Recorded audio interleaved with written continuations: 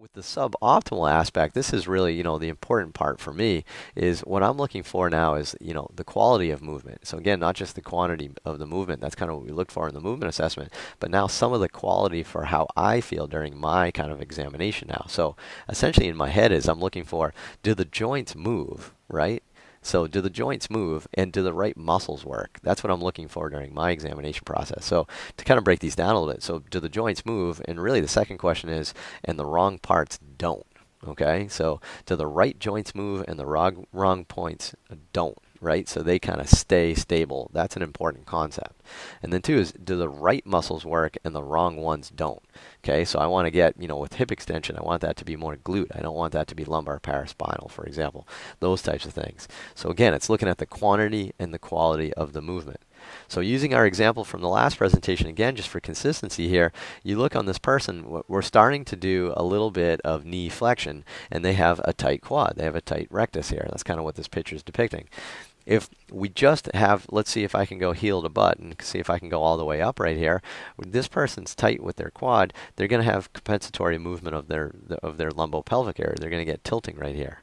So again, to me, this isn't great, right? For this, the right joint moving is the knee. I'm trying to just bend the knee. The wrong joint moving is lumbopelvic. I don't want that to anterior tilt, but it is. Okay, so this is a great example of the right joint not moving enough and the wrong joint taking that excessive mobility. So this is the concept of relative flexibility and stiffness, right?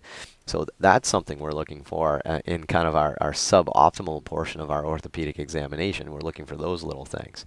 And then two is, again, using the same example, is do the right muscles work again? So with prone hip extension, is it more glute max than it is lumbar paraspinal and hamstring?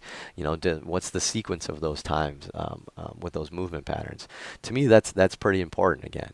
So do the right joints move and the wrong points don't? That's an important thing. So the right ones have to move and the wrong ones have to stabilize. That's important. And do the right muscles work and the wrong ones stay fairly inactive or just as stabilizers and not prime movers? We want to ensure that we have the right prime movers.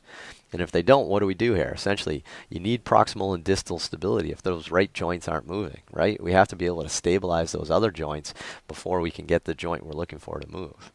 In terms of the right muscles working, to me, this comes down to balance and activation. So balance meaning, do we have the right strength patterns throughout? Do we have, the posterior cuff is weaker than the anterior cuff or something along those lines, right? So it's, do we have the right muscle strength balance, and do we activate them well? Do we activate them at the right sequence, the right time? Do we use the right muscles, or do we again just take the path of least resistance?